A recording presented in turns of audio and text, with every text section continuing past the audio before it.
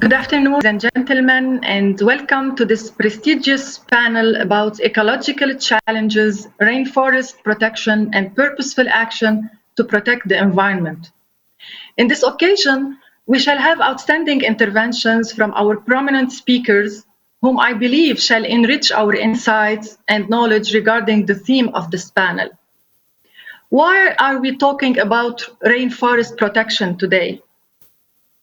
As we are all aware, these forests play crucial roles in mitigating global climate change, preserving biodiversity, and supporting the livelihoods of hundreds of millions of indigenous people. The destruction of these forests, primarily for economic gain, poses an existential threat to the future global climate. The process of deforestation emits billions of tons of carbon dioxide each year, threatens the livelihoods of indigenous communities, and contributes to the spread of animal-borne infectious diseases such as COVID-19. Consequently, preserving intact rainforests and restoring degraded lands are essential to curbing the long-term damage of deforestation. Therefore, religious leaders, including Pope Francis and several interfaith networks, play fundamental roles in directing global attention to the challenges facing the world's rainforests and in empowering local communities to pursue sustainable solutions. As UNEP is the highest international organization mandated to set environmental policies, we are honored today to welcome our first speaker, Dr. Iyad Abulmughli, who is the director of the Faith for Earth Initiative and principal policy advisor at the United Nations Environment Program, UNEP. Before giving the floor to Dr. Iyad, I would like to reiterate what Arvin have said in the beginning and ask you to please add questions you might have to our speakers by using the function on the bottom right corner of your screen. We are collecting them and we will answer them in the second half of the session. Feel free to add your name and to whom you are asking the questions. Dr. Iyad will show us now how UNEP is addressing faith values in decision-making. Dr. Iyad, the floor is yours. Thank you, Dr. Lara, and greetings to all my friends, the distinguished panel. Unsustainable human activities continue to degrade vast areas of the planet. And if we continue our production and consumption patterns as is, this could result in widespread ecosystem collapse and further biodiversity loss. The climate crisis continues to be the greatest existential threat to humanity and will exacerbate challenges of poverty, food security, water supplies, natural disaster resilience, and peace. Imagine just 100 companies are responsible for 71% of global emissions. It is unfortunately the poor and other vulnerable groups who contribute the least to climate change, but are the ones who suffer the most from climate change and its consequences. We live in an interconnected world. A drought or flood in one part of the world can disrupt supply chains or move commodity markets in another, with serious implications for the poor and for the vulnerable women and youth. Global environmental governance includes organizations, policy instruments, financial mechanisms, rules, procedures, and norms that regulate the process of global environmental protection. The environmental governance system we have today reflects both the successes and failures since the global environmental movement started in the early 70s.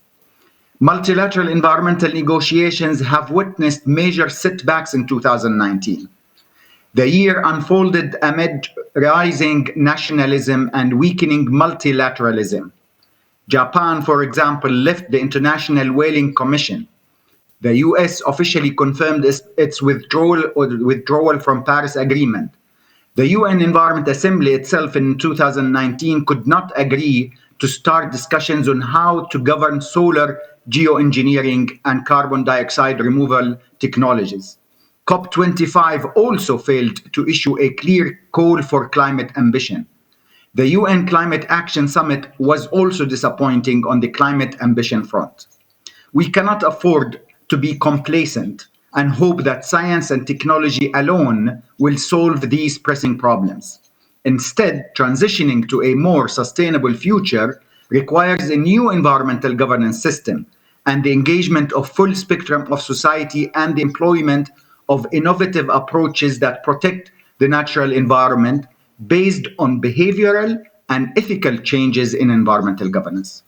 We need to keep emphasizing the importance of maintaining and promoting coherence, integration, and coordination at all levels of environmental governance. This includes work across the different thematic multilateral environmental agreements, collective responses to international crises, including pandemics like COVID-19, and support to the 2030 agenda and the Sustainable Development Goals.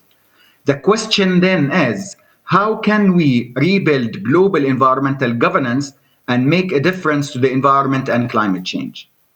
Well, given that climate crisis is rooted in a complex web of economic, social, and cultural factors, as well as belief systems, social attitudes, and perceptions, it is worth considering how ethics impact our ability to address it.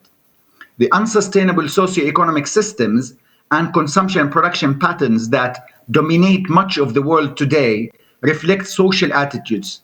To make global human activity more sustainable, therefore, requires a return to the values, beliefs, and ethics that drive human beings and their relationship with the natural environment. For many people, these values and ethics will be inspired largely by their faith. Despite the great diversity of religions and beliefs, virtually all share a common ethic based on harmony with nature and an obligation to preserve it from destruction. Therefore, in this time of unprecedented global environmental degradation, a new environmental ethic based on universality, shared values is required. One that places greater value on nature and connects to spiritual beliefs. A collective environmental ethic does not mean homogenizing the diverse perspective religions offer. Rather, it entails embracing diversity and creating a common notion of a moral duty to protect the environment that can serve to bridge religious divides whilst incorporating the expertise, knowledge, and practices that different faiths provide. The aim should be that humans learn to live in harmony with nature and with one another. Young people across the globe are not only fighting the dynamics of environmental injustice, but organizing and leading the way to a new reality. Civil society, as well as the private sector and faith actors, have also taken more active roles as stakeholders, have created a political space for their input on environmental, human rights, business, and other organizations in decision-making processes. Just last week, UNEP, with its partners, held a historic Faith for Nature conference focusing on the role of ethics and spiritual values as means to solve environmental challenges. The resulting Our Sacred Commitment Declaration is aimed to be submitted to the UN Environment Assembly in February 2021 to be adopted as the first UN resolution integrating ethics, values, and spiritual beliefs as means to enhance the implementation of the SDGs. The spiritual as well as the wealth powers of faith-based organizations can be indispensable power in the implementation of nature-based solutions, given the extensive land and resources under their control and the educational leverage they have. The influential outreach, credibility, and connection of faith followers are the most essential resources that can lead to behavioral change in believers. Every sector and social group in the world have a responsibility to contribute towards a greener, more sustainable future, and religious organizations are no exceptions. Faith-based organizations must look at how they can accelerate and scale up these contributions, as well as reducing practices that harm the environment. Faith leaders can be the champions of climate justice, but also lead efforts by divesting from environmentally harming investments towards impact investment. Intergovernmental organizations such as the Organization of Islamic Cooperation, the European Union, the African Union, and others must adopt strategies for integrating spiritual and ethical values in their decision-making systems and programs. We need a new economic model that puts the people and the planet at the core of focus. Faith-based investment institutions are no exception. The stimulus and rescue packages post-COVID-19 must target cleaner industries such as renewable energy providers, sustainable modes of transport, and carbon-neutral businesses. We do not have the luxury of time, but we have the wealth of faith values that drives the behaviors of 85% of the people. So let's not tap into this rich resource. Thank you.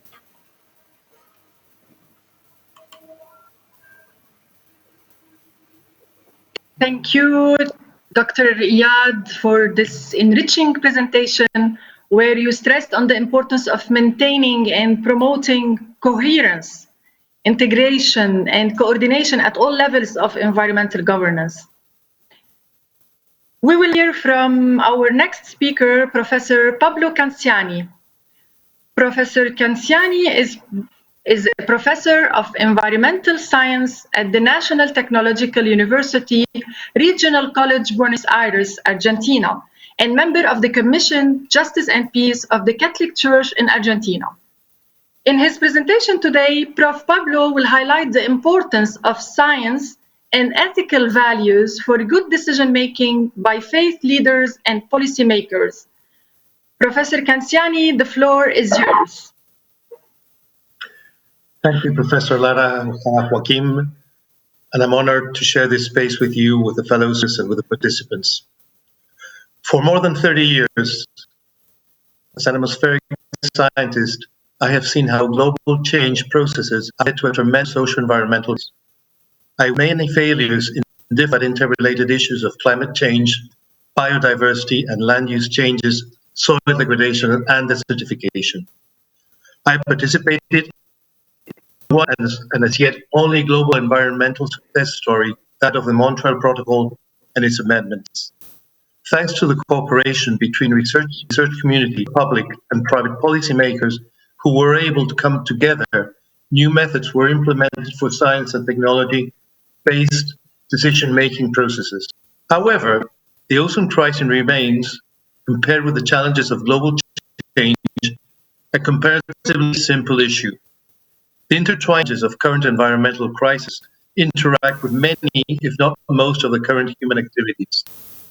They are strongly coupled with all the problems society must solve to ensure the dignity and welfare of each and every other human person. As Pope Francis demonstrates in the encyclical Laudato Si, we do not face two crises, one environmental and one social, single huge social environmental debacle that needs new paths of integral development to solve both the environmental and social dimensions of the complex issues at hand.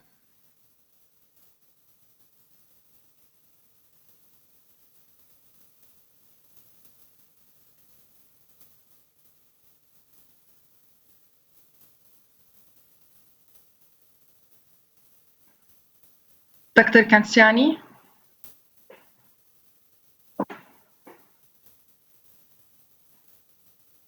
Are you hearing us?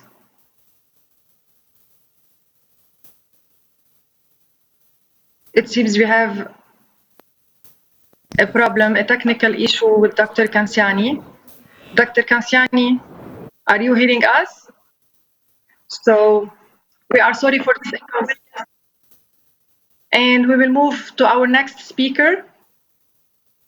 Our next speaker now is Reverend Yoshinobu Miyake, who is chair of the board at the International Shinto Studies Association. Reverend Miyake has prepared a video presentation which will be presented right now. However, he is here today with us and he is happy to answer your questions at the end of the session. Hello, I'm Reverend Yoshinobu Miyake, a Shinto priest from Japan. I would like to talk about the ecological challenge from Shinto perspective. For many years, I've been looking forward to visit Saudi Arabia, the holy land of Islam, with few forests, and talking about the relationship between rainforest and religions. But it's a pity that the G20 Interfaith Forum is held by online due to the COVID-19 pandemic. I've been involved with this activity since the day of G8 Religious Leaders Summit, the predecessor of the current G20 Interfaith Forum. And for my many decades of experiences, it could be said that the method of logical development is based on the world recognition of the Abrahamic religions. However, such methodologies are insufficient to properly understand the tens of millions of diverse organisms living on this planet. Therefore, I would like to raise one issue as a priest of Shinto, a religion categorized as a kind of animism. The image toward Japan that the people all over the world have is an island country with long history, industrially well-developed country, and densely populated country. However, the many people will be surprised to hear the fact the ratio of the forest area to the land area is 68%, which is the second highest in the world after Finland with 73%. Russia, which has a vast Siberia, has a forest rate of 47%, and the United States has 31%. Germany, in the central part of Europe, is 31%, and New Zealand, which is the same isolated country as Japan, and has a low population density, has only 31%. You can see how high the forestation rate in Japan is. Having one of the longest history in the world, and neutralized civilization in this small island country for 15,000 years, the Japanese have continued to plant trees for many years in order for people to continue their lives, has taken care of the forest. In Japanese mythology, there is even a story that the deity who descended from heaven was welcomed by people as sacred king by planting trees in the mountain. In that sense, it is the exactly opposite of Gilgamesh, who cut down the Lebanon cedar forest in the Mesopotamia mythology with a bronze ox and established the city-state Uruk and become sacred king. In Shinto, which is a type of animism, the spiritual power resides in every being. We believe that there are 8 million deities in Japan. The oldest and most prestigious of them is the Grand Shrine of Ise, which enshrines Amaterasu, the ancestor of the emperor. This shrine, which sits in the deep forest, has a shrine made entirely of 125 timbers. All of them are completely rebuilt every 20 years. The construction method is really unique. In a vacant lot same size as the currently built shrine, a copy that is exactly same as the currently built shrine, from the exterior to the interior, is built over 8 years. Once we move the deities from the old shrine to the new shrine, the old shrine is immediately dismantled. This idea is the same strategy with DNA replication in living cells. 12 years later, we start to rebuild the new shrine to the place where the old shrine was built, taking another 8 years. And in the 20th years, the deities will be moved to the new shrine. At the Grand Shrine of Ise, this activity has been repeated for over 1,000 years. Therefore, it is the oldest and newest shrine. A huge amount of cypress wood is used to maintain this method of regular destruction and demolition. In order to secure the cypress wood, this shrine planting a large amount of cypress tree to be cut down in 200 and 300 years. Humans are short-lived, and no one who planted the tree can see that the tree being cut down. But they continue to plant. 200 and 300 years ago, Japanese people who had the same feelings planted a tree even when their lives were financially hard, and took care of the forest such as planting and weeding. Thanks to the act staying hopeful and continue for many years, we can continue to build a new shrine even now. Please watch this video. This shrine, even when cutting down a single tree, they do this traditional ritual carefully. They thank to the deities of the forest and then cut it down.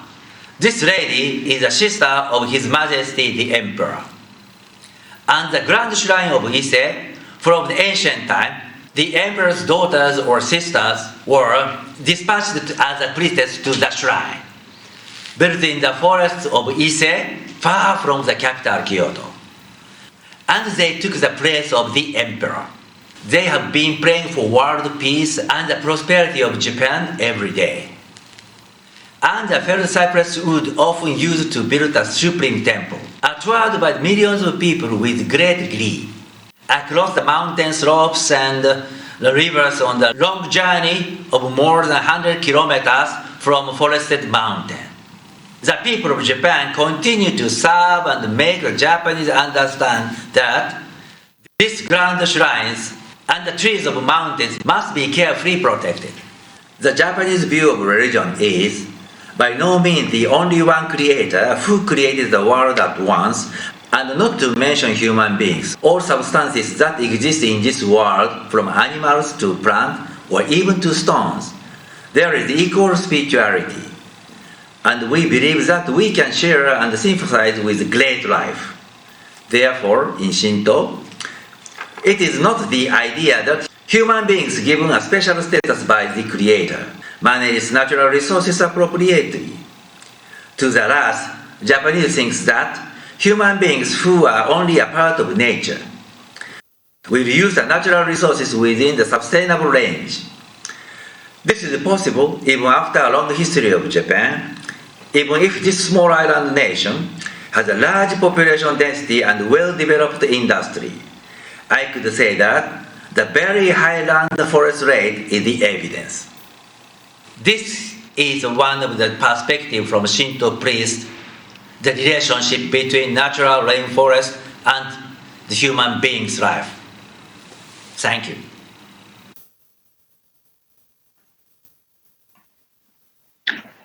Allow me to thank Reverend Mackey for his insightful video presentation, and looking forward to hearing from you at the end of the session. We'll move now to welcome our next speaker, Mrs. Marilita Poma. Mrs. Poma is the Communications Officer at the Interfaith Rainforest Initiative in Peru. Marilita will be presenting today the recommendation points collected at the G20 Interfaith Fellows and Youth Forum held virtually last week. Let's give the floor to Marilita. Thank you, Dr. Lara. Indeed, a week ago, I had the honor to participate at the G20 Fellows and Youth Forum, along with hundreds of marvelous young men and women from around the world. At this forum, interfaith youth representatives shared their points about the same concern and topic. What can we do to protect rainforests? How can we take purposeful action? Truly outstanding that the multiple points of view that we have discussed at the Youth Forum, and that today I have the pleasure to present to you and ask you for your contribution and commitment in order to reach these voices at the G20 Riyadh Summit. The interreligious youth are united by two common challenges that we face when talking about environment protection. How can we fill the awareness gaps between generations and among faith communities? How can we take community ownership and responsibility on rainforests? We all know that rainforests are no longer the lungs of the planet, but rather its heart of the environment and the humanity. Sacred books and science tell us that we are all interconnected, despite of our location, how close or far we are living from the forest, despite of our governments and how strong or weak the environmental policies are. And finally, also despite of our faith, because we're all given this blessing named planet Earth. So if we are all connected, how come that there are gaps between generations and among faith communities? For interreligious youth, there are three key points to face this demand. One is to raise the voices of the affected populations. We all know that the awareness of this issue is not universal. Communities and religious leaders are called to support and stand along indigenous communities from around the world. These populations are the most affected by all kinds of damage to the forest, from land invasion and dispossession of their territories to deforestation and climate change. We need to recognize the indigenous people's agency to speak for themselves without imposing our opinions and methods, since they are the best suited to provide solutions and generate awareness within their own territories. Second, to promote environmental literacy. We need to equip generations with knowledge about the environment and rainforest. Faith communities are called to develop more educational programs for youth to learn, explore, and reflect on ecological issues, including knowledge based on spiritual teachings. We need to grow thinking and knowing that people of faith are ethically and morally called to protect the environment. As interreligious groups, we are all called to promote dialogue as a powerful tool for environmental social change. Third, to change into a new economic system. We need to guarantee economic growth without the endless need of accumulation of wealth. The acquisition of wealth is susceptible and price-worthy to the extent that it serves as means of achieving higher ends, for meeting one's basic necessities, for fostering the progress of one family, for promoting the welfare of society, and for contributing to the establishment of a world civilization. But to make the accumulation of wealth the central purpose of one's life is unworthy of any human being. There is the urgency to develop a sustainable mindset in society, using alternative energy resources and calling for a friendly and healthy relation with the environment through an also friendly and healthy economic system. On the second regard, about community ownership and responsibility on rainforests, there are also three main recommendations that youth wanted to let you know. The first one was to align religious and ecological values in practices. Ecological considerations in the context of faith requires actions at key places for people of faith and especially for youth. There is a youth proposal on making green worship houses that could take the lead to all members of faith community by using practical examples on how to live on sustainability for daily basis. From our places of worship to our family homes, we need to adapt into practices that are both religiously and ecologically correct. From responsible farming practices to saving energy consumption and buying locally grown and organic foods. Two, to actively engage religious and community leaders. Religious and community leaders are uniquely positioned to mobilize communities. To make change, we need to start within faith communities themselves. It is crucial to establish a relation between youth representatives and religious leaders to leverage policy implementation from bottom to up. And in order to do this, we need to equip stakeholders with tools for actions to be taken.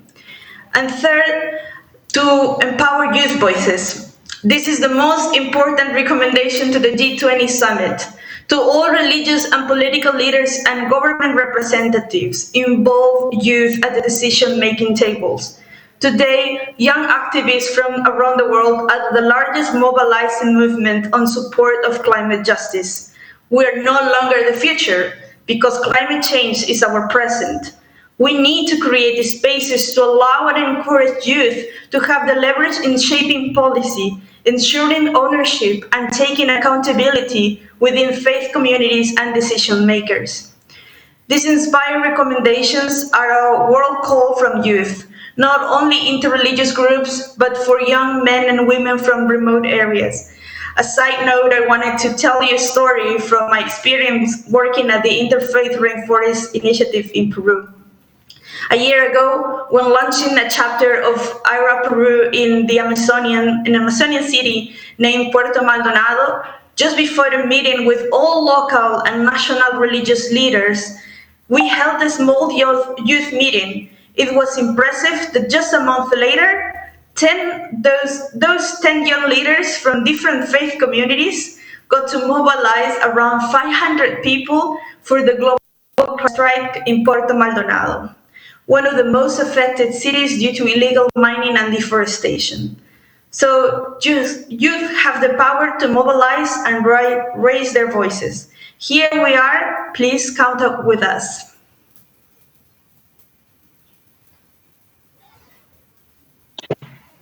Thank you, Marilita, for these important remarks on the awareness gaps between generations, community ownership, and responsibility. Personally, Marilita, I will take a message from your remarks. The most important one is really that young activists play a crucial role to support climate justice. How important is really climate justice? Thank you, Marilita, again. And now Dr. Hayu Prabowo will be our next speaker. Dr. Hayu is the chair of the Council of Ulama's Environment and Natural Resources body and the representative of Religious for Peace. He will discuss today faith-based resource mobilization for conservation. Dr. Hayu, the floor is yours. Thank you, Professor Lara. Bismillahirrahmanirrahim. Assalamualaikum warahmatullahi wabarakatuh. Peace be upon you. Thank you. I'm very honored to talk in this forum and listening with speakers and orphans. So please, can you show me my slides? So I will talk about the faith-based resource mobilization in Indonesia, where Indonesia has about 80% of its 275 million of population is Muslim. So this composition makes Indonesia as the largest Muslim country in the world. This photograph was taken during the Interfaith Rainforest Initiative in Indonesia launching a declaration on 30th to 31st January of 2020, attended by over 200 leaders consisting of all religious and indigenous leaders across Indonesia. It was represented by 6 major religions in Indonesia, along with indigenous people, national and international interfaith organizations such as Religion for Peace, Green Faith, as well as United Nations of Environmental Program and Rainforest Foundation of Norway. The Interfaith Rainforest Initiative is an international multi-faith alliance that brings moral agency and faith-based leadership to global efforts that help and reverse tropical deforestation. It is a platform for all religious leaders and faith communities to work shoulder to shoulder with indigenous people, government, civil society, and business on actions that protect tropical forests and safeguard those that serve as the guardians. Next slide, please.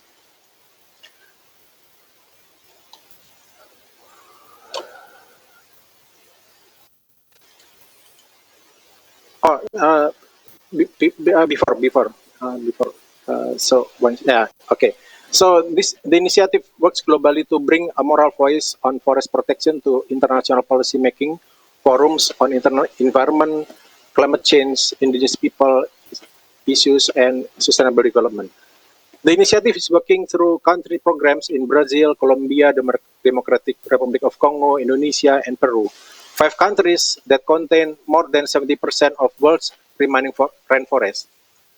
The world's rainforests are sacred trusts, an irrepressible gift, and essential to life on Earth. They contain more than 50% of plant and animal species on the planet and provide hundreds of millions of people around the world with food, water, medicine, and livelihoods. Rainforests are also critical to combat climate change. Forests are among the only safe, proven natural solutions that exist to capture and store carbon. And tropical deforestation is a key source of the greenhouse gas emissions that cause climate change. The protection, restoration, and sustainable management of forests offers 1/3 of the solution to climate change. Therefore, the interaction between people and environment are very vital because functioning ecosystem services is important resources for the people. These functional ecosystem services will lead to scarce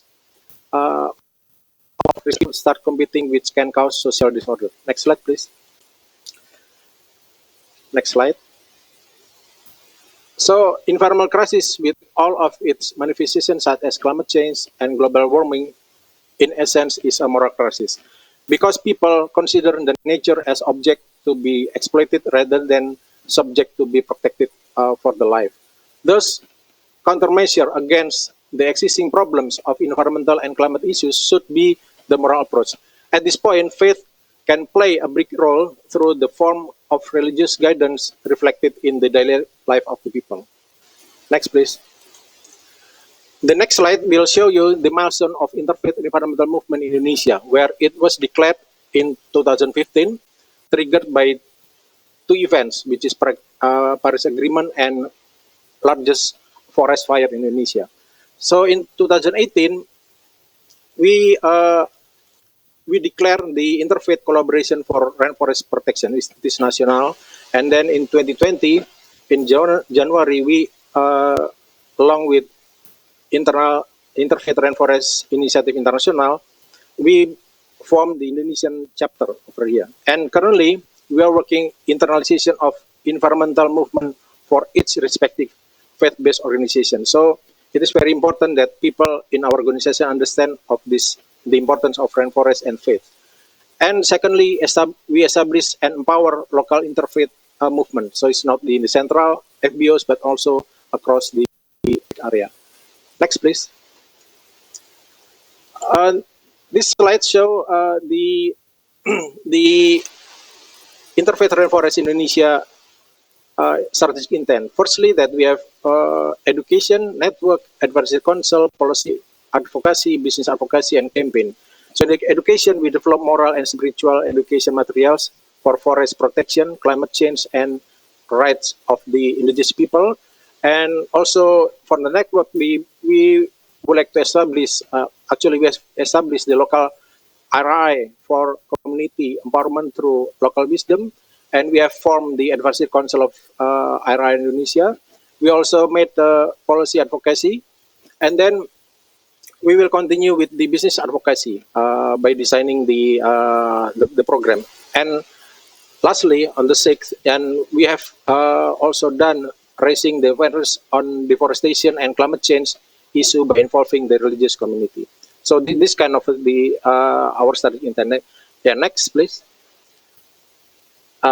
So this one, this is the last slide. So this one is the faith-based organization resources. Firstly, that FPO has recognized as a key player in eradicating poverty, improving public health, protecting the environment through its asset that includes houses of worship, universities, school, hospital, lands, and cash. And secondly, the FBO is a sustainable institution, and in recent years, policymakers have begun to involve them in environmental conservation and natural resources management. And thirdly, that the network of FBO and religious leaders transcend continents and political boundaries, making them the right and practical means to achieve sustainable development. So our meeting this evening is actually this one.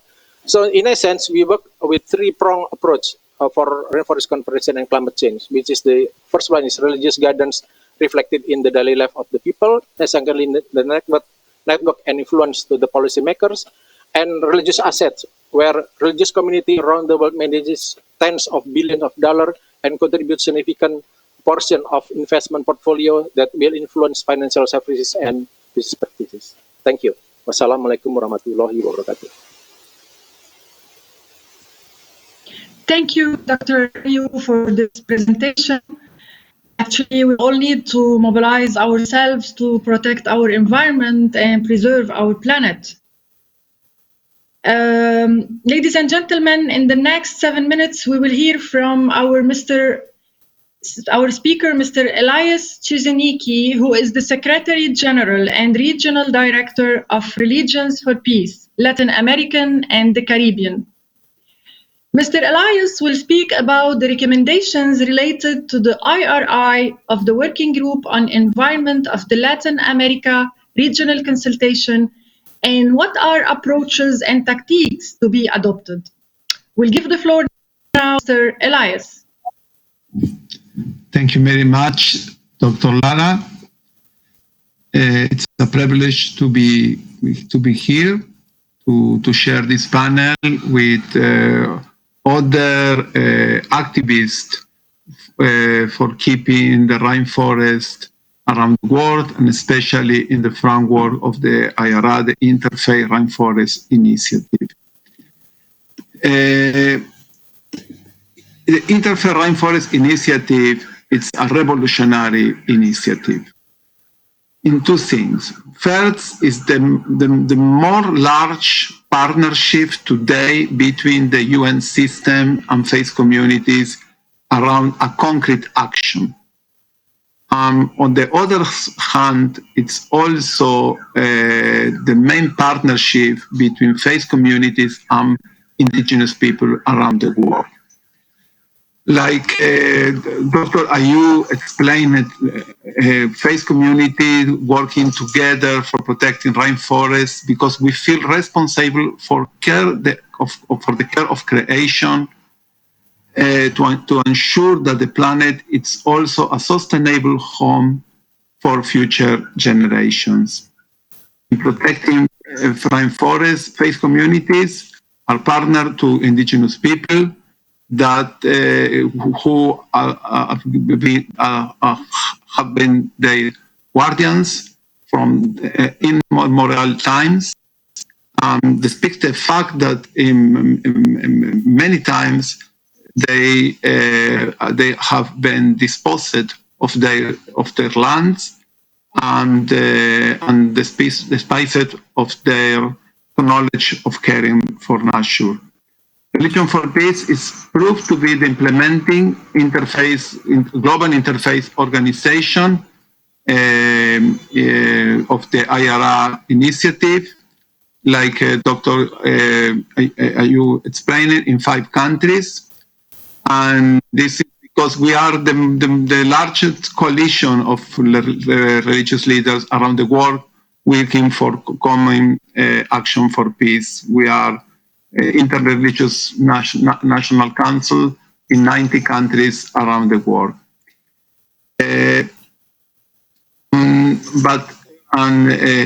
In our working group on environment in our regional consultation, rainforest protection was the main topic addressed by the participant.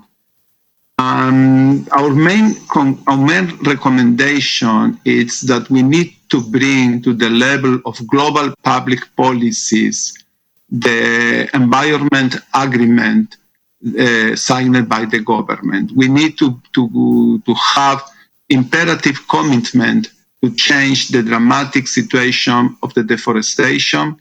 And for this, we need a global agreement and that the governments need to be accountability to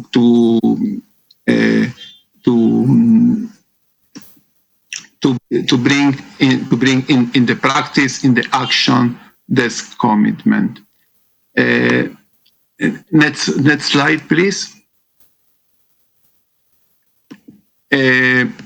First issue that we're talking, it's about that we need to promote research and develop of productive activities, because indigenous people living in the rainforest, they need to have others ways, others income if we expect from them to keep the rainforest and from the other side to ensure the well-being of the population. Next slide, please. We need also to recognize the territorial rights of the indigenous people and integrate their leaders in the decision-making process. And also we need to adopt effective policies to salvaguard the life and protect the human rights of the defenders of environment. We have a lot of cases in our countries, in Peru, in Brazil, in Colombia, and maybe in other regions of the world, that the defenders of the environment, they receive attacks, and many times they lost their life for keeping the environment. Next slide, please. We think we need to have a moratorium of 5 years, because, and this is very important today, we are now in the time of the pandemic, and we think a lot about the Jubilee in the past, in the Bible times, that make a break in the time to work the land. And then, if we expect to have the reforestation of this primary forest, we need to make a moratorium of new activities that they are danger for the rainforest, like agriculture, mining, and hydroelectric activities. And also we need to promote reforestation with native trees, yes, and the rehabilitation of degraded soil. Also, we need to call to the global community to implement a traceability system for the products of forest origin. This can help a lot to protect the forest and to keep with the national legislation, but also with the international agreements. One tragic phase of this problem is the big fires that kill our forests around the world, but especially in the Amazon and other areas with rainforests. We need to build a global initiative to prevent, to protect, and to respond to the forest fire. We need international cooperation for these tasks. Next slide, please.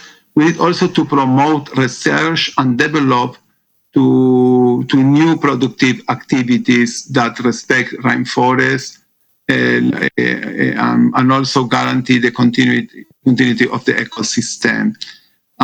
Finally, we need to disseminate scientific and traditional knowledge of indigenous people. Also, we need to regulate the conservation of protected areas and indigenous territory.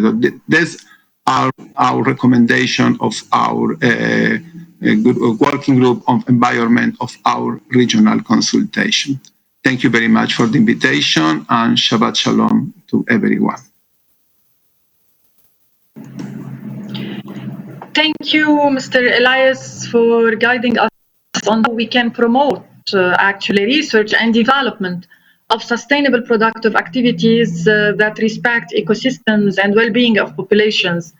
Unfortunately, we in Lebanon have faced recently huge forest fires. So the problem is everywhere, and we have to act accordingly and fast as well. Our next speaker now is Sri Swami Svadamanta. Sri Swami is the director of Sacred Divine Wisdom, Today, in his presentation, Sri Suwami will be presenting an interesting and unique perspective in suggesting a different approach in helping to addressing and protecting our. Sri Suwami, you have the floor. Thank you, and greetings to you all.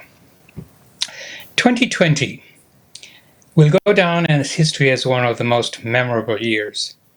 Due to COVID-19 certainly, but its dominance seems to overshadow many of the other apocalyptic events that devastated life and natural resources in every continent around the globe. The number of destructive floods, ravaging fires, deadly earthquakes, trouncing typhoons in the Pacific, and back-to-back spiraling hurricanes in the Atlantic were unprecedented this year alone. Just 3 days ago, the UNDRR published a 30-page report pointing to the climate crisis for the staggering rise of over 60% of major disaster-related events during the last 20 years, which claimed about 18% of human lives and affecting 60% of humanity, resulting in approximately $3 trillion in global economic loss. UNDRR chief Mami Mizratori said, "It is baffling that we willingly and knowingly continue to sow the seeds of our own destruction." The UN Secretary General Antonio Guterres said, "We have seen little progress on reducing climate disruption and environmental degradation. Trillions of dollars spent in confronting environmental issues during the last 50 years show very little progress." If there is no significant change, the UN Secretary General's statement may ring true 10 or 20 years from now. It may be too late then. A CNN article 3 days ago stated that researchers pointed to a failure of political and business leaders to take meaningful action to mitigate the impact of climate change and stop the planet from turning into an inhabitable hell for millions of people. Well, we like to blame political and business leaders whenever we like. I may take exception to this time. In my view, it is not that political and business leaders fail to take action, or that there is a lack of political will, or lack of resources, or the lack of global institutions and government agencies to implement the proposed actions. It is the lack of clear, viable, sustainable solution that is useful effectively around the globe. Many of the proposed attempts to solve global problems are half-baked and does not wholly serve the global community and the planet. The recent reemergence of COVID-19 reestablishes a systematic and structural failure in subduing it on a global scale. Some global leaders have acknowledged that they were completely unprepared to deal with the onslaught of COVID-19. But epidemics, pandemics, and natural disasters are not a recent phenomenon. They existed throughout time, and many advanced civilizations seem to have dealt with it more effectively than we do today. For example, in our scriptures documented 2,200 years ago, a comprehensive and detailed exposition compiled in about 8,400 verses deliberates entirely on the issue of epidemics and pandemics and why they occur. In delivering this exposition to his students, the teacher explains plainly that pandemics and natural disasters happen when 1. Air and water become polluted. 2. Land becomes toxic and crops then fail. 3. Plants will lose their nutritional value. 4. Pests will overrun the crops, as we saw that with locust attacks in Africa and India. Seasons will be out of seasons, we know that already. Natural elements will be out of balance. He also continues to say that when people will get into survival mode and then become selfish and violent. After all the gloom and doom, he's kind enough to give us solutions. Interestingly, his solutions revolve around bringing balance between man and Mother Earth. In other words, he clearly demonstrates the fact that the health and the well-being of every human being on Earth is inextricably dependent on the health and well-being of the environment we live in. After all that, a student asks, why do such catastrophic events occur? The teacher responds, and this is shocking, and I quote, "The root cause is when leaders have transgressed their virtues and ethics and deal with people unrighteously, which then trickles down to all levels. This eventually has an effect on nature." End of quote. Effectively, what he's saying is when leaders fail to lead in a righteous and ethical manner, society disintegrates into unrighteous behavior, which then damages Mother Earth and then leads to natural calamities. The teacher's statement, written over 2,200 years ago, is merely a peek into an elaborate topic that establishes a credible link between Earth's calamities to ethical and righteous leadership. Now, if political and business and religious leaders can fully comprehend the significance of this relationship between man and Mother Earth, and clearly ascertain the interdependency between human beings and nature, they will possess the key to finding globally viable, effective, and sustainable solutions. The knowledge is key. It is key to understand the root of the problem, with which they can then find viable solutions for the entire globe. Therefore, to sum up, after 50 years of environmental protection efforts showing dismal results, we need to think outside the box. Everyone has been saying that. While scientists correctly claim human activity is the cause of global calamities, we need to go beyond that. Reducing or limiting human activity is not a solution. We need to get to the core of the problem. We do not need to reinvent the wheel. We can find great wisdom and knowledge from many of the civilizations that nurtured their relationship with Mother Earth. Their survival to this day is testimony to what worked. Therefore, to do this, I propose the following. There has to be a research fund. We can establish a research fund to study the wisdom of the ages from surviving cultures that demonstrate successful balance between humans and nature. 2, use scientific tools and methodologies to establish empirical data that reveals the common threads and variances thereof. Number 3, develop a literacy program from the findings tailored to global leaders. Number 4, develop literacy programs for different communities in different environments because they're applicable differently. So my own limited research in my own interest, it gives me confidence that it's worth our time to start exploring some of the suggestions I made above. Thank you for your time and attention. Thank you, Sri Srimami, for your practical actions toward a sustainable environment. Ladies and gentlemen, we succeeded in connecting again with Prof. Pablo Canciani, who have faced technical issues at the beginning of our session.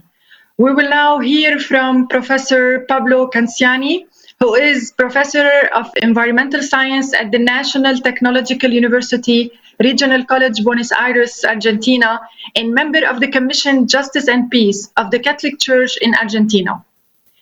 In his presentation today, Prof. Pablo will highlight the importance of science and values for good decision-making by faith leaders and policymakers. Professor Canciani, the floor is yours. Well, thank you very much for allowing me to finish my talk. I guess it's part of the COVID crisis with everybody doing home office around in the neighborhood. As I was saying, the deforestation crisis that concerns us today is a problem that links all three Rio Conventions. While science has made it very clear statements about the role of natural forests, in particular tropical forests in Latin America, Africa, and Asia in sustaining biodiversity and maintaining and renewing the quality and oxygen levels of the air we breathe, in driving the global and regional hydrological cycles, which, for example, are crucial for efficient food production regions such as the Pampas, shared by Argentina, Uruguay, and sectors of southern Brazil. It's also crucial in sustaining huge river basins such as the Amazon, Orinoco, Rio de la Plata, Nile, and Congo, sources of water to millions of inhabitants along their coasts, in maintaining the stability of the global climate system. However, politics and economics have looked the other way around. They have ignored all the warnings and have seemed to continue as if nothing had been said. Satellite imagery, such as the composite image you're seeing now, where each point is a fire detected by a satellite sensor, is for a month, accumulated over a month, is showing us how deforestation is advancing at tropical and subtropical latitudes. Natural and tropical savannas are also vanishing. Fire monitoring satellites, particularly MODIS, show us how the pattern of biomass burning fires now actually has a seasonal behavior and a much worsening trend over the years. Slide 2, please.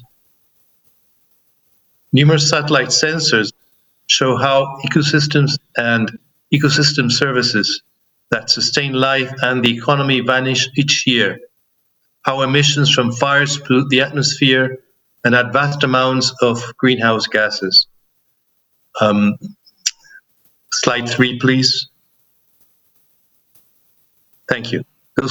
You're seeing there what we know as atmospheric rivers transporting smoke and highly toxic products from biomass burning from the Amazon basin into Patagonia. This happens also in Africa, where the burning of biomass in the Congo forests travel as far south as the Indian Ocean and South Africa each year. And still, the political sectors, despite all this evidence, and despite their different political views from the left to the right, look the other way.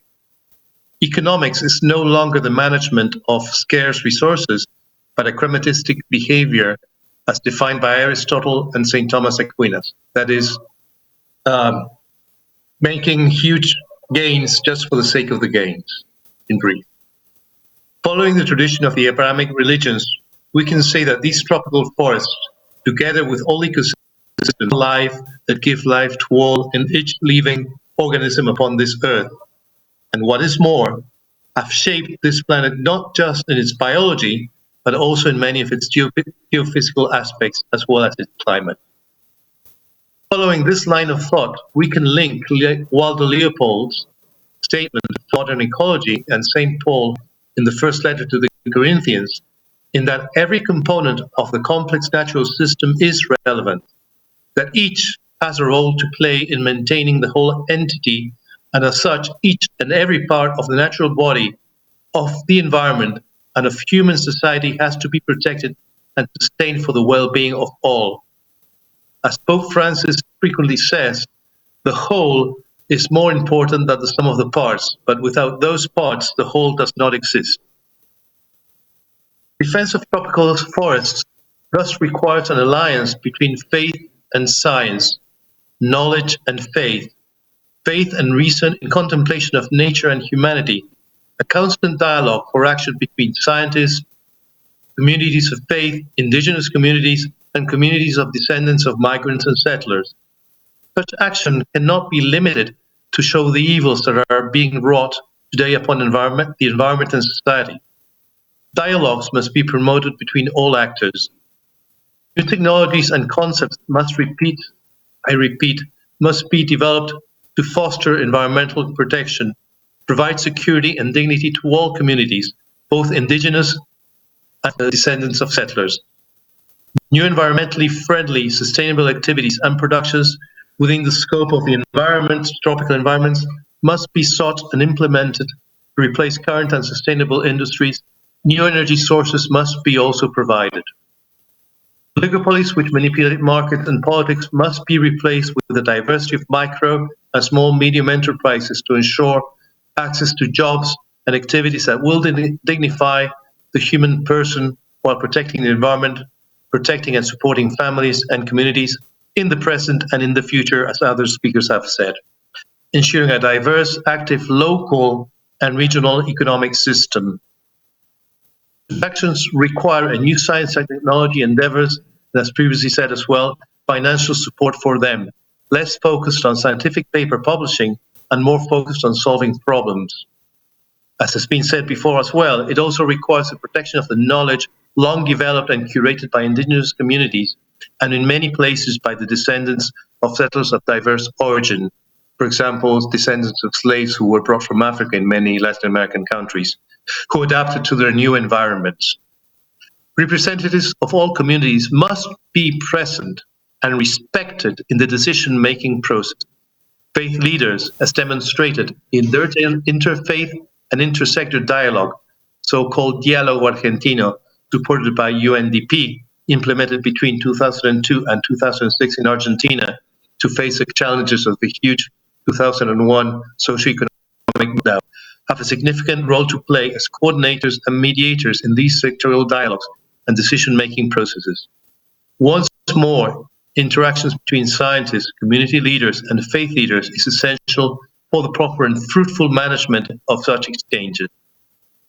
Last but not least, the dialogue within faiths and between faiths must provide guidelines for all the above actions through the promotion and defense of values and ethics, of freedom and citizenship, and the linkages with science.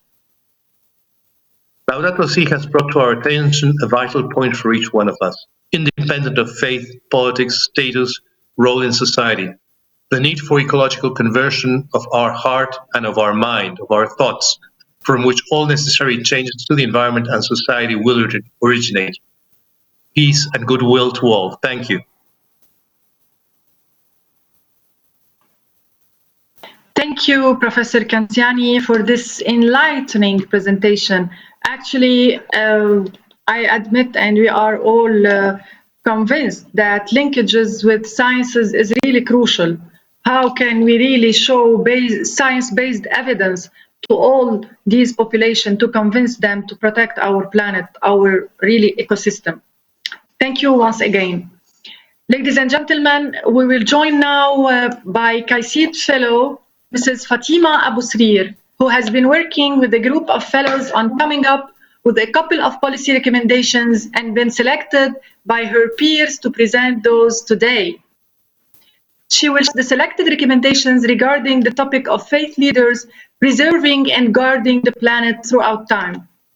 Much can be gained by considering this along with scientific research on environmental issues. Fatima, you have the floor. Thanks, Dr. Lara. In the name of Allah, the Merciful, greetings from Riyadh, the capital city of Saudi Arabia. It's an honor for me to represent KAICIID Fellows, representing our recommendations for the topic Fellows as Guardians for the Planet. Without any further delays, the recommendations are: first, promote gathering key spiritual values and principles that emphasize the importance of caring of our environment.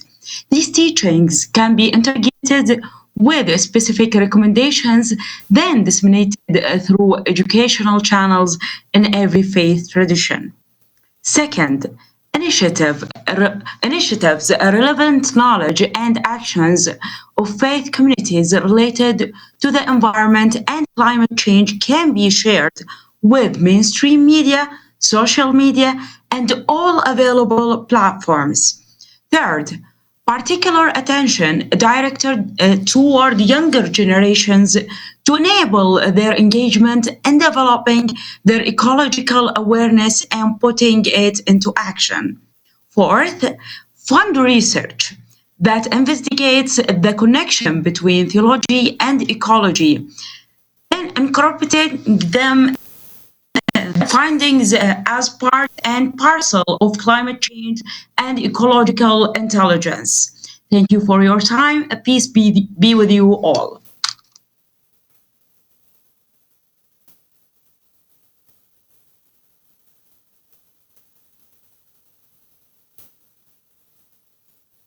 Thank you. Thank you, Fatima, for really highlighting these important recommendations. Thank you for your time and your effort as well. Ladies and gentlemen, in the course of the 30 minutes or so, we will open the floor for questions to be addressed to the speakers from the audience through the chat box. I'm confident that we can amplify to draw out from them efficient or thoughts on these issues. Actually, the first question is addressed to Dr. Iyad Abul-Mughli. So the question is, how can the G20 support efforts made by UNEP, the United Nations for Environment Program? Dr. Iyad, please. Thank you, Lara. And this is a very important and pertinent question. There are different ways that the international community and the G20 can work together. First of all, I think everybody has reiterated the importance that we all work together and raise our voices together and our common understanding of our moral and spiritual responsibility towards our common home. As I mentioned last week, we have launched the conference, and the conference has come up with our sacred commitment declaration by faith leaders. And they are calling for the establishment of a Faith for Earth coalition that can bring together faith leaders to voice out their concerns and their calls to other political leaders to take action.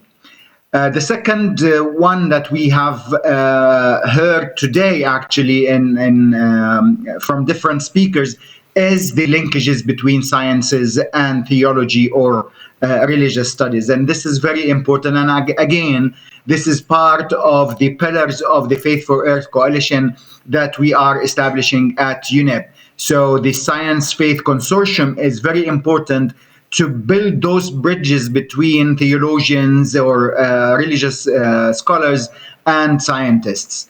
We do need to embrace the religions and cultural diversity and provide the knowledge at the fingertips of everybody.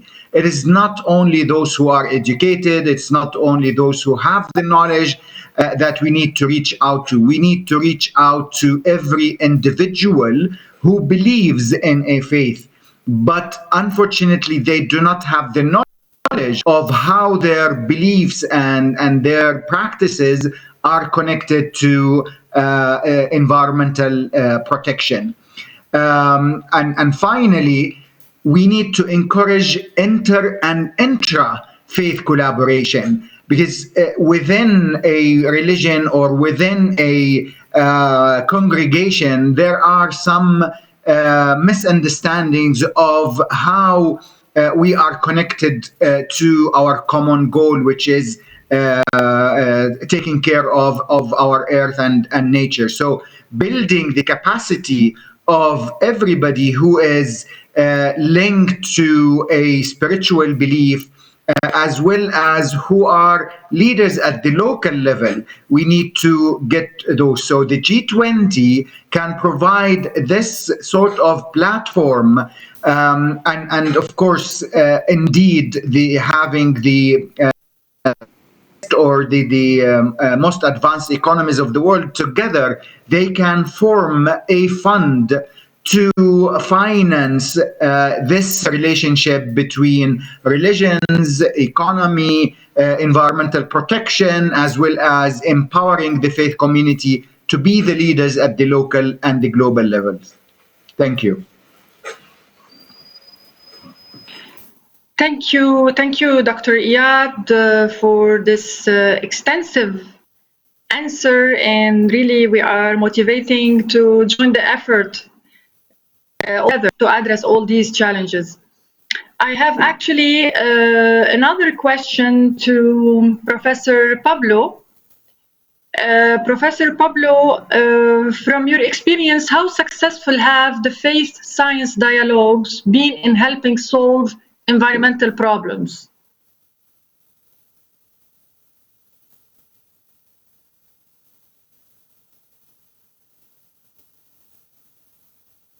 Could you please unmute your speaker? There we go. Yes, from the experience in Latin America, we have seen that you can work this at very, very different levels. You can go from the level of a parish priest trying to solve specific problems, for example, in water management or water pollution in his parish, asking for help, to technical schools and trying to solve issues, helping and protecting the people, the environmental activists who are complaining about the issues. I myself have been requested, and I spent 2 days, in a sense, preaching science for a retreat of all the priests in the Diocese of Concordia in Argentina, explaining to them all the features of climate and global change, and discussing the environmental problems they had, and providing them with links to different institutions who could give them a hand in discussing and finding solutions. In Peru, Monsignor Barreto, now Archbishop, has had a very extensive activity with the issues of binding sectors and pollutions in the Andes, in the Huancayo area, due to the mishandling and mismanagement of mining activity. There are many interactions of interfaith events being held around South America between basically Protestant, Catholic, Jewish, and in Argentina and some other parts, Muslim communities, to find and promote the social debate of environmental sciences. So, and at the other extreme, you have Laudato Si, you have Patriarch Bartolomeo from the Orthodox Church.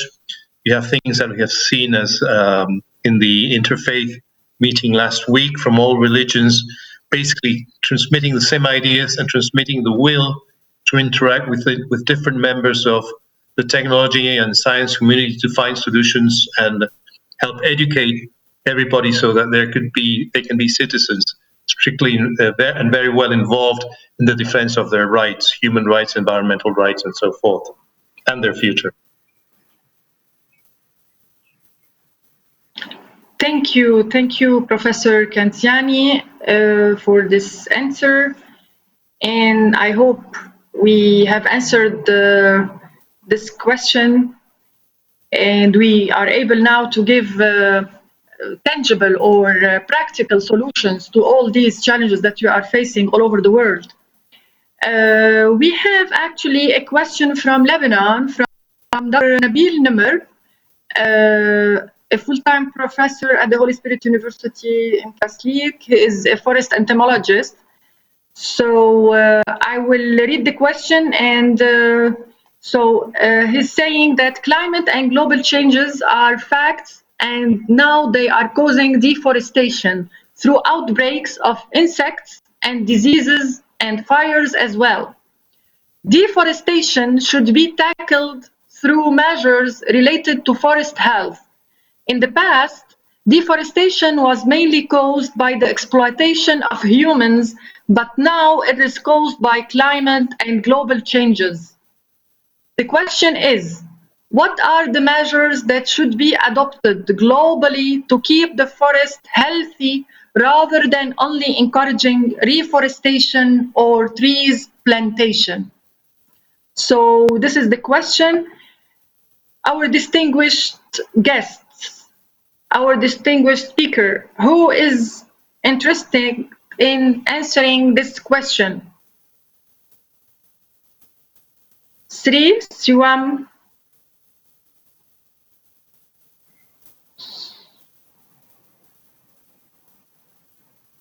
What do you have? Let's see. This is a context within Lebanon, and I'm not very. I don't have an expertise in forestry, so I might skip on this. Thank you. Okay, so maybe Dr. Iyad could address this.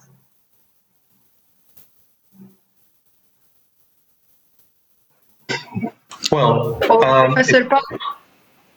Okay. If you look at the way deforestation has been taking place, for example, in the Amazon and Chaco forests, the procedure has been to cut roads and perpendicular cuts into the forest so that the forest itself weakens. And then you argue that you have to cut it down because the forest has weakened. What is happening now, as the professor who asked the question mentioned, is that we have gotten to the point that the forest itself has been so much weakened by the human action that it cannot sustain itself, and it falls prone to disease. You can say that insects are a form of disease attacking the trees, and to the lack of humidity because has gaps on its sides and on its edges, and no transition coverage along the edges because it has been removed, and hence it starts in humidity, it starts losing its possibility to reproduce itself, and the plants, as humans beings do, because they're debilitated, fall ill and allow all kinds of illnesses. Like we say that COVID has impacted us, forests can fall ill to different kinds of problems, fungi, insects, and so forth, and will go on destroying themselves, auto-destroying themselves. This is what we know in complex systems and environmental sciences, tipping points. The issue is that we're nearing tipping points where things will trigger off and go on their own, despite whatever we do to protect them. So we have to start changing things, protecting the systems, the ecosystems, before we get to these tipping points.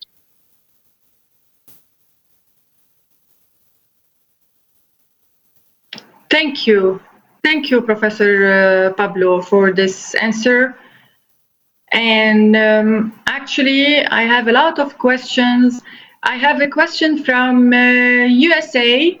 So we have Kushimata is asking Sri Swami, and what is the text to which you are referring? I'm asking about which Sanskrit text it is in Hindu tradition, as mentioned, over 2,000 years old. So Sri Swami. Yeah, so the text is called Charaka Samhita, and it was, basically the knowledge was there even 5,000 or 6,000 years ago. But 2,200 years ago, Charaka Samhita actually documented it, and that's the text. It's a very common text in Ayurveda. Thank you. Thank you. Thank you. Actually, I have a question to Marita. The question is, how can religious youth groups get involved in dialogue and mobilization to protect the rainforest?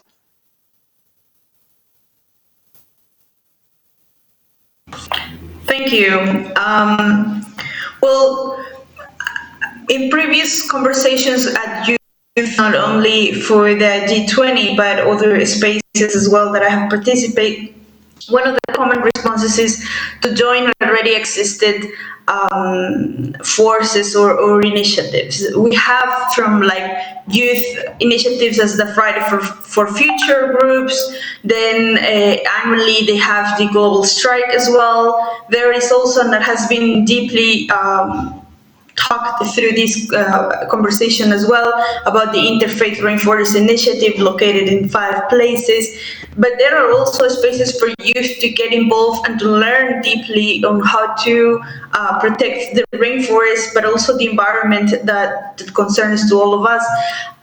There is also the Religions for Peace, the KAICIID themselves as well. So one of the first things that I always try to recommend is to already join to what it's already been before. Most of the times at the Peru program, that when we go to the Amazon, we said we're here, we're late probably because there are many other existing programs that have been opened since a while ago, and the idea is to join forces to what has been before. The second would be to ask and commit with your local religious leaders. It's surprising what youth can do when they knock the doors of the worship places and their religious leaders in order to ask, hey, we need to commit to this, right? For that matter, when there is it has been already said here, when there is a religious leader that raise their voices for the defenders of the forest, for indigenous peoples, for environmental illegal actions that have been happening around their surroundings, all those actions can be while supported and pushed by youth. If there is any leader, religious leader that works locally in a space and doesn't have been involved with this, knock their doors, raise your voice as youth leaders as well, and get them engaged into this. And third, I think I've talked about this already, but education not only is in understanding what this problem is about, but also engaging into the policy making actions that we can do as youth. I mean, as simple as voting is also one of the very first steps, but also as raising our voices through the decision-making tables. It's very important, but not only raising concern of what's going on, but also to bring proposals and sit at decision-making tables to say this is what's happening and we need to take actions, and also to get involved with the resolution as well. Thank you. Thank you, Mrs. Marilita, for this answer and remarks as well. I have actually a question to Professor Pablo Canciani. The question is, how far the new cosmology based on science has been endorsed in the church? It's an interesting question. Okay, so let's say that since since Pope Paul VI, there has been a strong change within the Catholic Church to interact with science. This was strongly promoted by, let's say, St. John Paul II and by Benedict XVI.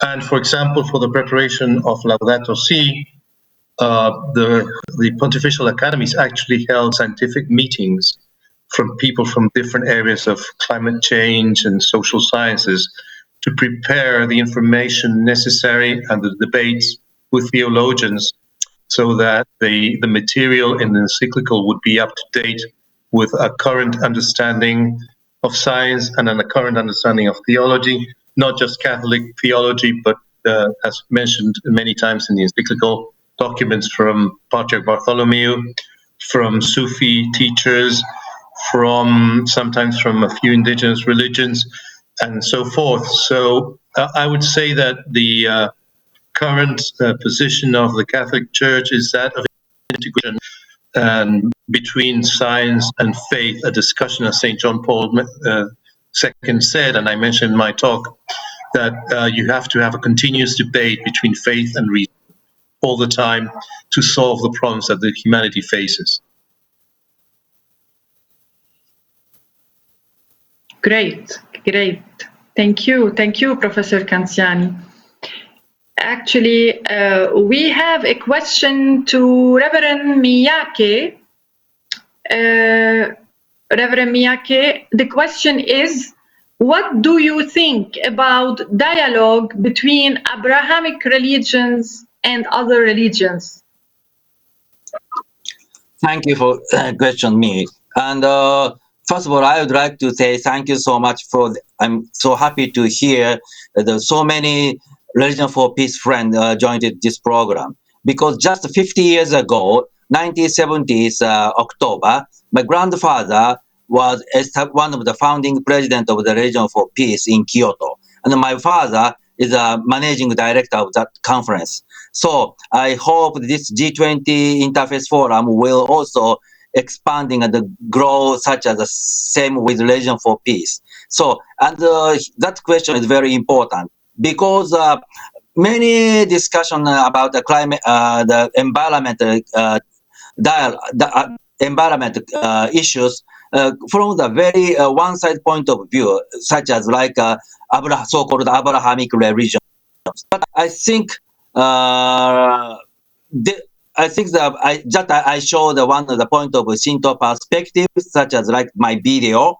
So the completely different understanding between Shinto, Hindu, or such kind of so-called animism or nature-oriented religions and Abrahamic religion. So I think first of all, we would like to have a good occasion to change ideas about world understanding or the view of natures. Because for Japanese, we human beings, so just we think one of the part of our nature, and that not so much different from animals, trees, and even stones or rivers. So it's a very different idea, completely different idea to the Abrahamic religion. I have an occasion to study the Christian theology at the university, Dosha University, and Harvard University, but completely different idea, I thought. So I think this is a good occasion to show to start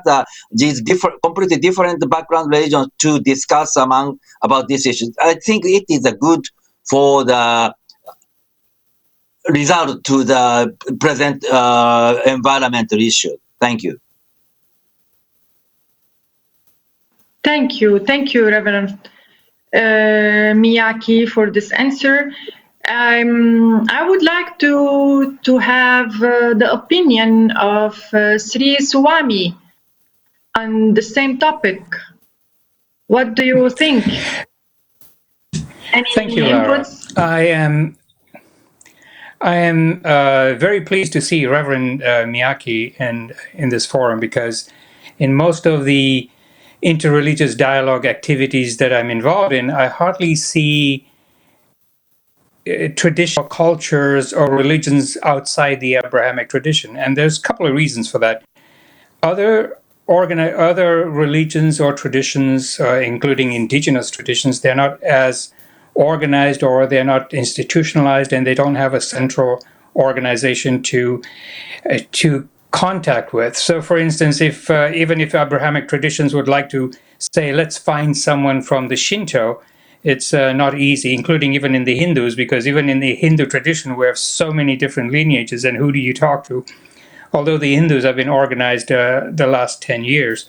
But then, for instance, if you talk to the Aborigines, who know a lot about the environment, and it would be good when we're talking about environmental protection to include other indigenous traditions and have them interact with Abrahamic traditions and politicians.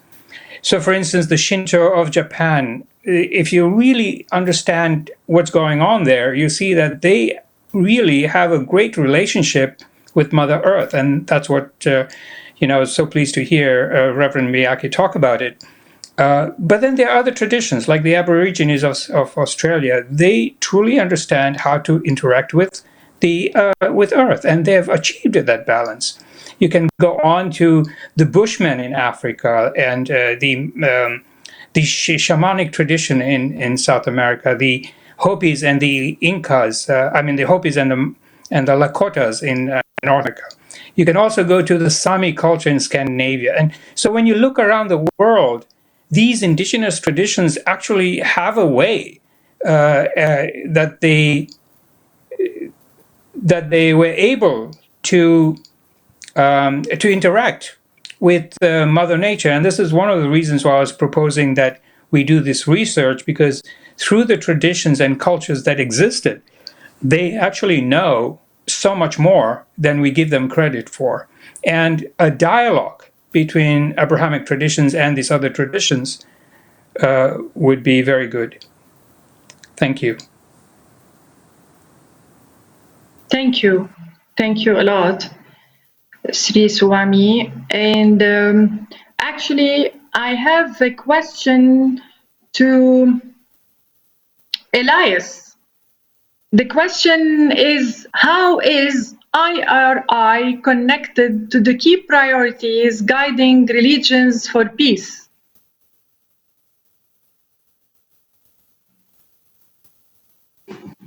Thank you, Professor. One of the key priorities of Religions for Peace is keeping the environment. This is one of our main outcomes of our last World Assembly last year in Germany, in Lindau.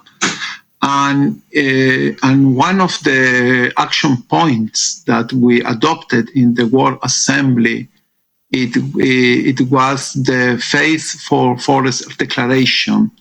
It was a commitment of 900 religious leaders around all the world to keep the rainforest, and also includes this raise public awareness, promote policies, build partnership between religions, indigenous communities, like we make IRA developed. This is and also today we understand that health for all, it's not only health for the human being, it's also health for the nature. It's because it's very clear now in middle of the pandemic, the interconnection between the health for nature to the health for human being. Yeah. Thank you. Thank you, Professor Pablo. Excuse me. Thank you, Mr. Elias. Actually, I have a question to Dr. Hayu.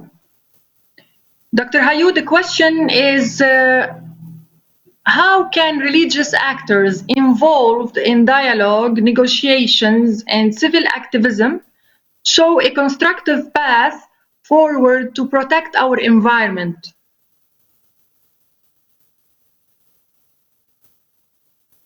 Okay, thank you. So actually, there are three things that we have done in Indonesia. We have practices, in fact. That firstly, that we have discussed that in Indonesia we have for Islam we have produced 6 fatwas. Fatwas is the Islamic ruling on certain thing, and one of which is the protection of endangered species, and another is the protection of forest fire. So what we are doing is that we combine the textual from our Islamic teaching against the contextual or the science. So in this fatwa, we combine the textual one from our teaching and the science. So science, the brain and the heart is combined into one, which is the fatwa. And this fatwa is then is elaborated into books, guidebooks, and the preaching book. And these 2 books will be disseminated to all our preachers. So we have the preachers of conservation, preachers of the